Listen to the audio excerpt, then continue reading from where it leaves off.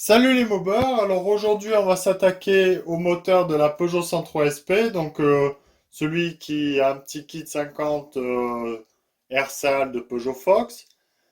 Voilà, donc le moteur commence à être un petit peu fatigué depuis, il a combien? Un an et demi? Un an et demi, il a plus de 4000 km, il a environ 4000 kilomètres. Donc voilà, il en a vu de toutes les couleurs, tout le bordel, donc il commence un peu à fatiguer. Pas niveau terme de puissance, il a jamais été trop puissant pour moi. Mais il doit avoir une petite prise d'air en quelque part vu que le carburateur voilà, est impossible à régler. Donc peut-être un petit joint spi qui a claqué, c'est possible. Car les carters, c'est des carters bas prix quoi, à 35 euros. Que j'avais laissé les roulements, les joints spi d'origine. Voilà, tout monté dessus, vraiment bas de gamme. C'est un moteur bas prix. Et voilà, peut-être que ça a claqué quelque chose, je pense. Donc ce qu'on va faire, c'est quelque chose de simple. Ça va être juste reprendre, changer les joints pour être tranquille, reprendre tout ce qui est plan de joint. Et puis ça devrait gazer, voilà. On va peut-être lui ouvrir un peu l'échappement. Mais vu que j'ai que un petit carburateur de 15 SH pour le moment, donc on va pas trop y faire. Mais par la suite, on va le faire évoluer. Donc là, un copain m'a vendu un variateur, voilà, Doppler ER3. Je l'ai un peu restauré, changé les plaquettes ici, acheté des petits poids, acheté un guide. Voilà, quelques petites bricoles que j'ai fait dessus. Plus tard, peut-être on passera en, et c'en est presque sûr, en carburateur de 15 PHBG. Voilà, on verra les finances et tout le bordel, comment ça se déroule. Donc, carburateur de 15 PHBG. Peut-être mettre une petite boîte à clapper, voir pour faire un petit comparatif, boîte à clapper ou clapper simple. Ça peut être intéressant à essayer ça. Et donc voilà. Donc, deux petites modifications à faire, deux, trois. Et puis, on verra ce que ça donne. Sinon, on va faire un petit peu le récapitulatif des pièces pour vous donner mon ordre d'idée et moi ce que j'en pense par rapport à toutes ces pièces voilà, qu'il y a dessus. Donc ça, c'est un allumage type origine adaptable que j'avais acheté sur VSX. Voilà, il y a bien deux trois ans de ça maintenant, ouais, 3 ans. Donc il était sur mon moteur d'origine. Donc il en a vu, il a bien 6000 km maintenant. Voilà. Donc ben écoutez, cet allumage, petit trou comme ça, donc c'est un gros cône à l'intérieur. Écoutez, le kit complet, ça veut dire bobine, CDI, complet de chez complet, 89,90 €, 90 euros. Et franchement, super, hein. Il bride pas. J'ai pas eu de souci qu'il bride. Il n'y a aucun composant qui a grillé. Donc ça, c'est vraiment très cool. C'est un bon allumage, franchement, pour des configurations moyennes ou juste pour faire le boulot d'un allumage. Ça va super bien. Voilà, moi, j'ai pas à me plaindre sur cet allumage. Voilà. Donc ça, c'est mon récapitulatif, un très bon allumage. J'ai fait quelques petits trous, voilà, tac, pour augmenter le refroidissement.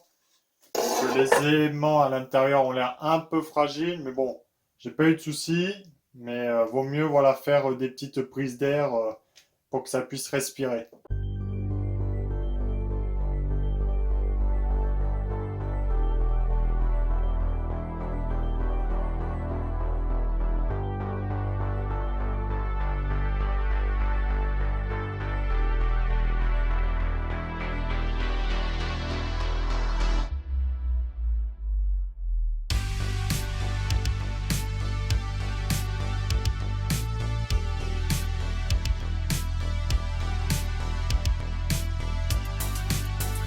Voilà, l'allumage est démonté. Donc impeccable, ça va bien quand on a les arraches. Les bobines, elles sont en bon état. Par contre, là, le volant magnétique, il y a un bout d'aimant qui s'est barré et on voit cette fissure de tous les côtés. Voilà. Je pense qu'il supporte vraiment pas la chaleur et il se fissure. Déjà, j'avais remarqué il y a un petit moment de ça qu'il s'était un petit peu fissuré. Mais là, elle est en train de se désagréger complètement. Donc voilà, c'est vraiment la merde.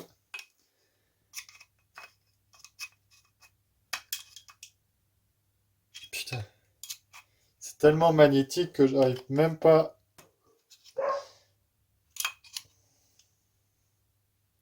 Non, j'arrive même pas à l'enlever. Mais là, ouais, ça craint, voilà. Quand ça fait comme ça, avec la force centrifuge, ça peut réussir à l'arracher et tout éclater, tout ce qui est bobine. Donc, que voulez-vous? Bon, ben ça, pour moi, c'est mort. On va pas se faire chier à le réutiliser, ce volant magnétique. Ce qui fait chier, j'ai pas envie de redépenser 20, 30 euros dans un nouveau volant magnétique.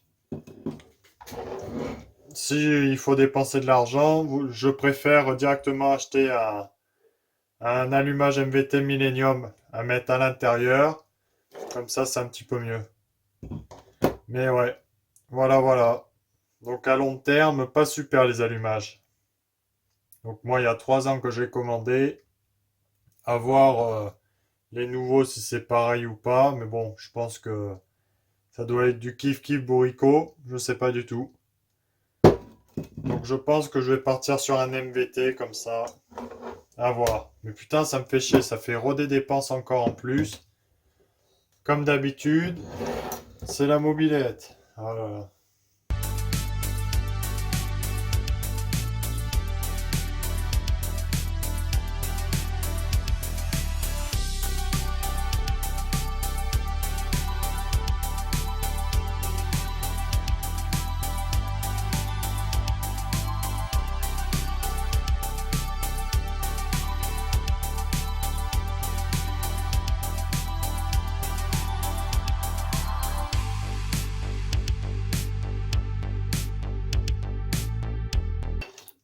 Allez, voilà, l'allumage est démonté.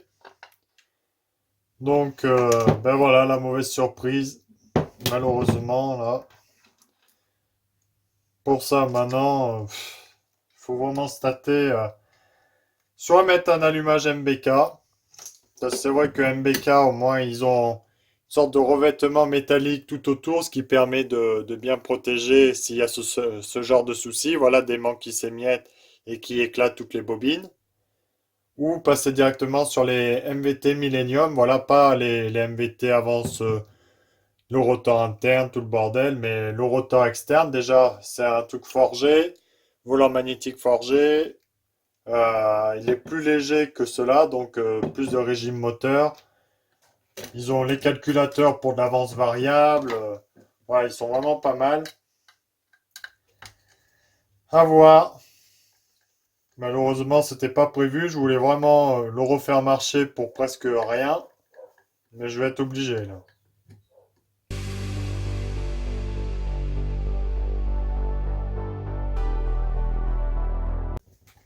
Donc lui, c'est celui vraiment d'origine.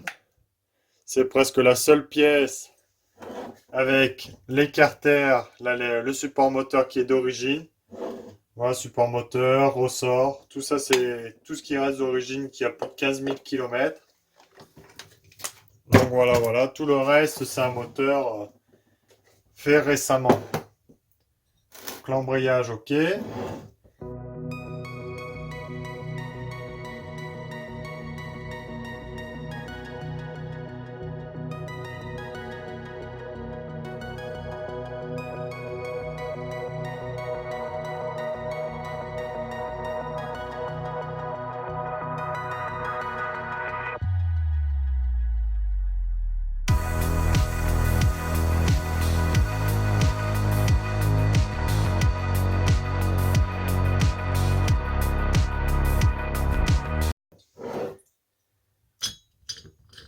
Donc tac, ok. Donc là c'est noir. C'est une calamine très très légère, voilà, ça fait noir. C'est du carbone. Mais ouais, c'est quand même un peu sec, quoi. Donc voilà, voilà. Sinon, lui, il avait pas l'air d'avoir deux prises ici. Oh, ça vient pas du joint de culasse. Tac, voilà.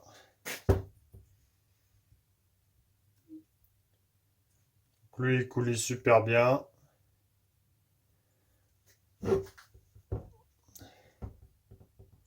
Alors, est-ce que c'est collé ou pas?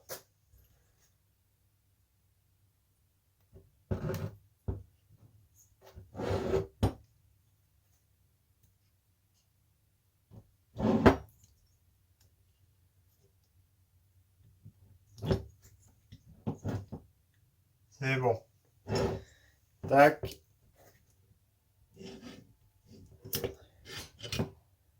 Ok. Donc là, vous avez le kit Airsal Peugeot Fox. Voilà. Que j'avais un petit peu préparé l'arrière. Donc voilà, voilou. Le petit kit qui marche très très bien, franchement, pour la route. Là, on voyait que ça fuyait, mais bon, ça c'est pas grave, ça fait pas rentrer d'air. Intérieur.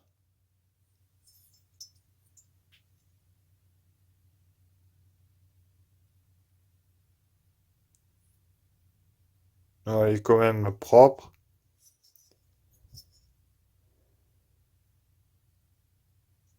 Il y a un petit peu d'usure, mais c'est normal. Un petit coup de doigt et il va être reparti. Ah, sinon, il n'y a pas d'usure prématurée. Il y a une petite couche d'huile, ce qui est très bien. Mais bon, ça manquait quand même de graissage, malgré qu'on voit bien que c'est bien carboné. Voilà, voilà. Le piston, lui, commence à être bien bien fatigué, parce que vu les traces, comme là, ça fuyait énormément. L'arrière, on voit des petites traces de chaud, là de frottement. Voilà. Ici, un petit peu moins. Et devant, pareil, où ça frottait.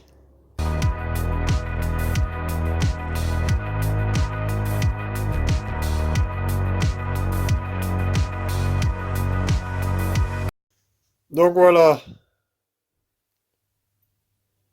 le piston où j'avais viré un segment pour le mettre en mono, voir ce que ça gagnait, mais au final, on gagne vraiment rien.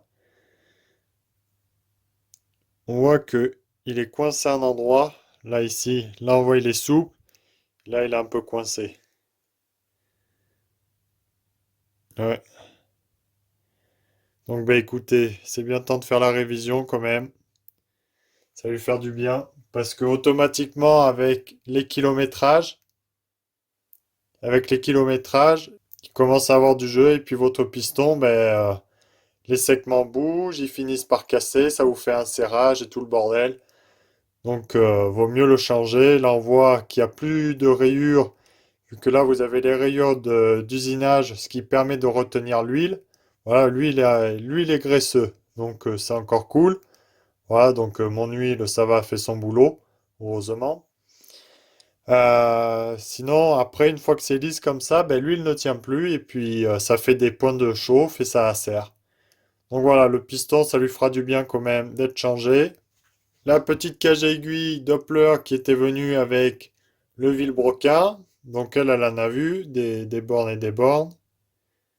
Ben écoutez, elle a bien fait son taf.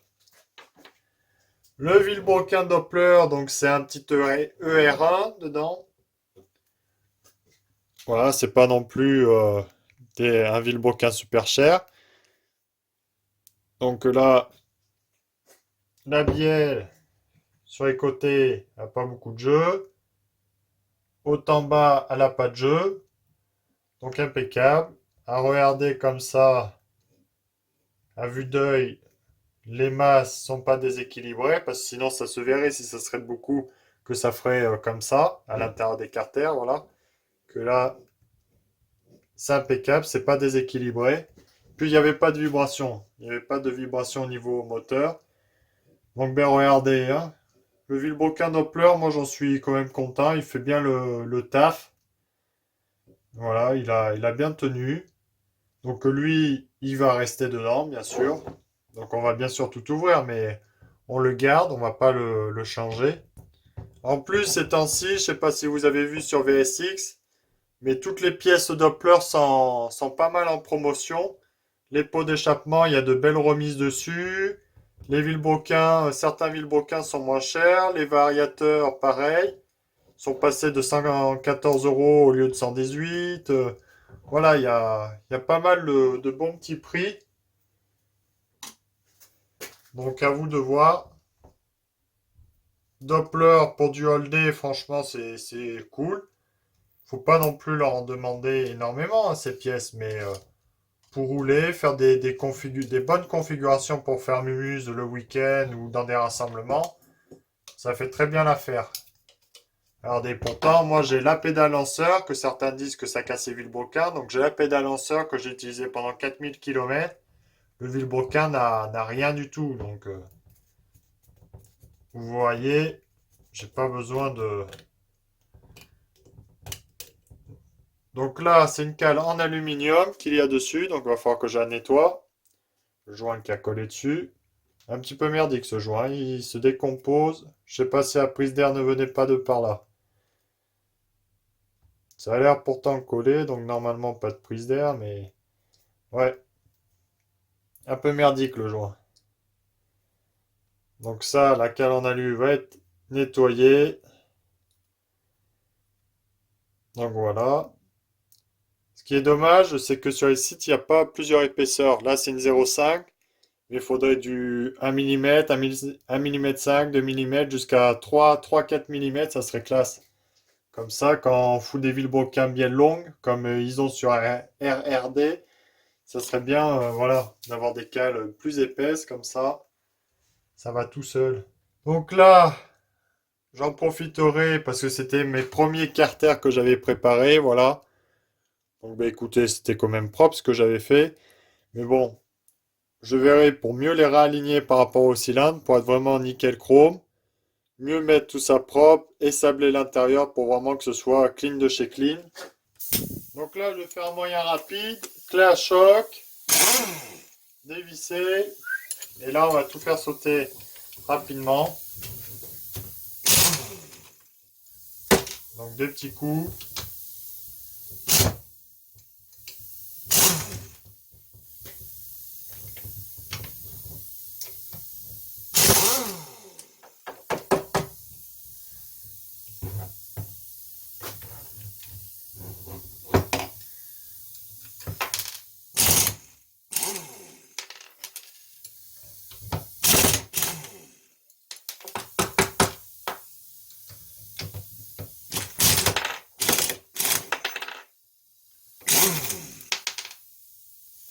Et voilà, ça c'est enlevé. Maintenant, je vais le mettre dans un carton. Et puis voilà.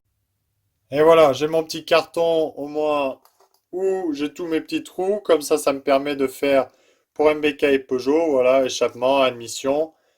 Et puis voilà. Tac, pour MBK, il y en a 7. Peugeot, il y en a 6. Et je perds pas de temps à chercher tout ça pour le démontage, remontage. Ça, là, fait un petit nettoyage.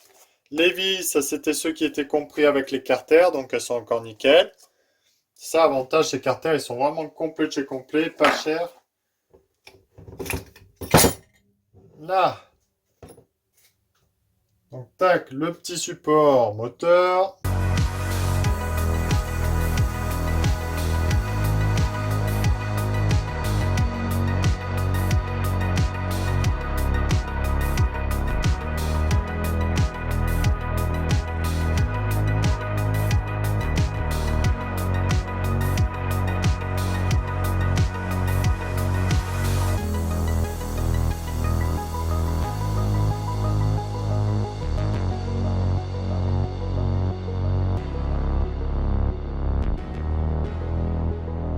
Donc, voilà.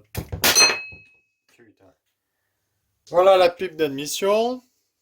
Voilà, ça c'était une truc chinoise, je crois aussi. One Tech ou un truc comme ça. Après, c'est pas vraiment chinois, mais des fois ça vient de Turquie ou des trucs comme ça.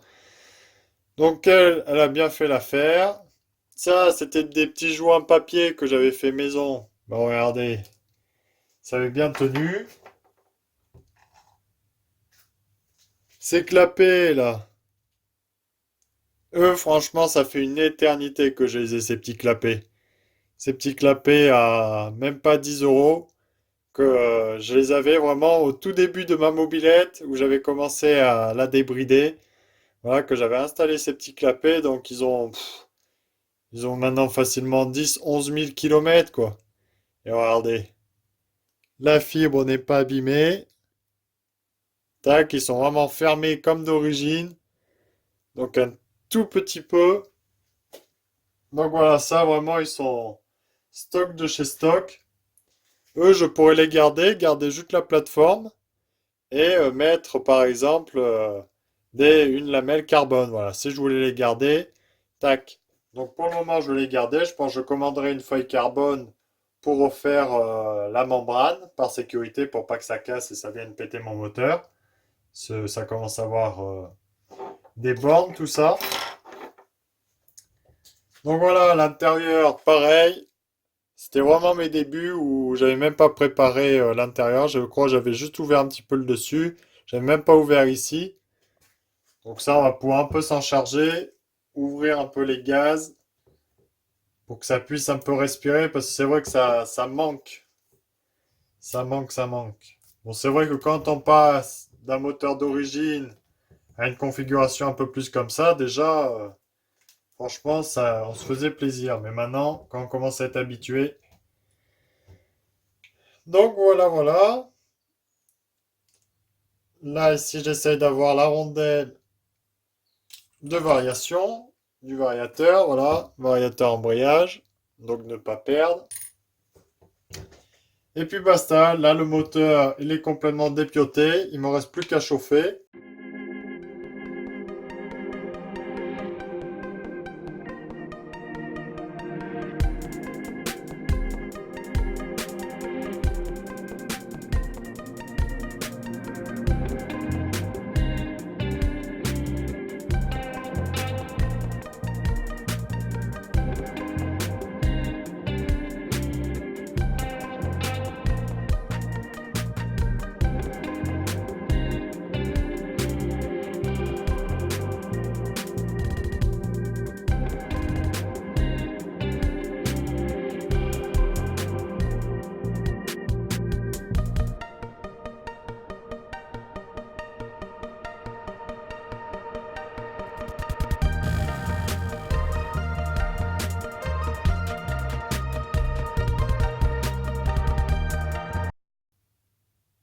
On voit quand même un peu de merde sur les roulements. Je pense que c'est le joint spi qui commençait à s'user sur la phase intérieure. Voilà, ouais, on voit bien que ça frottait bien sur le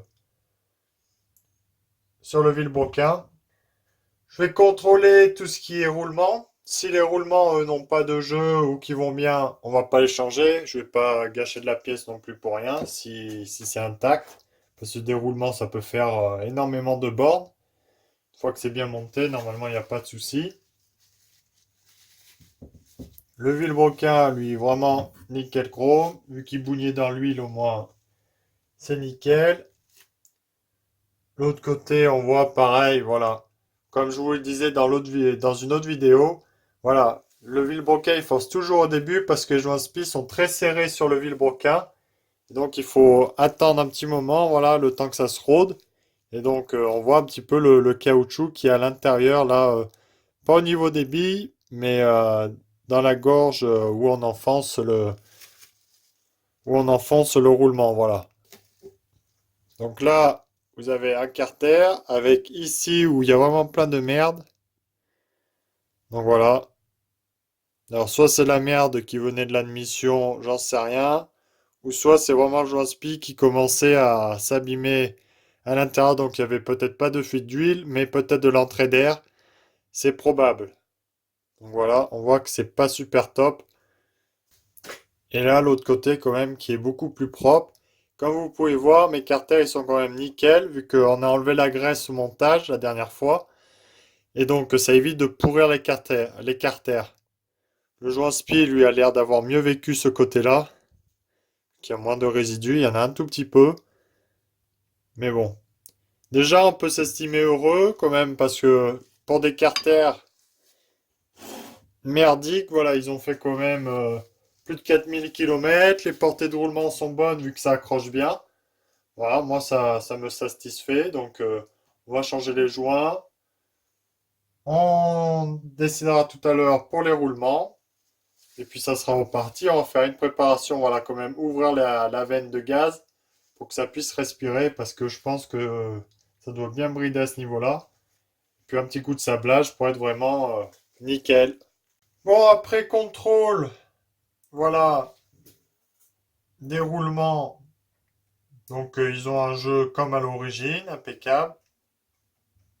Ils font aucun bruit.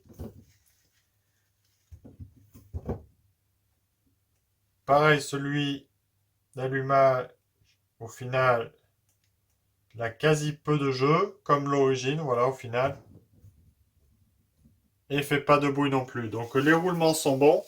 Ils auront besoin d'un bon nettoyage, mais on va les laisser. Voilà, on va pas s'embêter à les changer, vu qu'ils sont nickel, donc ça servirait strictement à rien, ça serait du gâchis. Le vilebrequin, donc la bielle n'a pas de jeu. Lui, il est vraiment en super bon état. Voilà, voilà.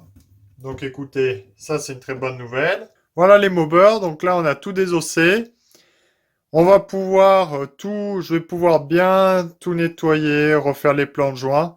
Et on se reprendra bientôt pour une prochaine vidéo, voilà, pour le remontage, les petites préparations qu'il y aura à faire, donc dans les carters, dans le cylindre, peut-être raboter un peu la culasse, voilà, pour un petit peu optimiser tout ça, voilà, aux petits oignons comme d'habitude. Et puis voilà, voilà, pour donner un peu plus de peps à la 103. Et pour un petit budget comme d'habitude, faire une configuration petit budget, pas faire comme la RCX, le moteur à 1000 euros. Et puis ça ira très bien, voilà, pour les balades, de l'endurance, impeccable. Bon, j'espère que vous aurez aimé cette vidéo. À très bientôt. Merci à tous les contributeurs de la chaîne. Merci à tous vos commentaires positifs. Et puis à très bientôt. Salut.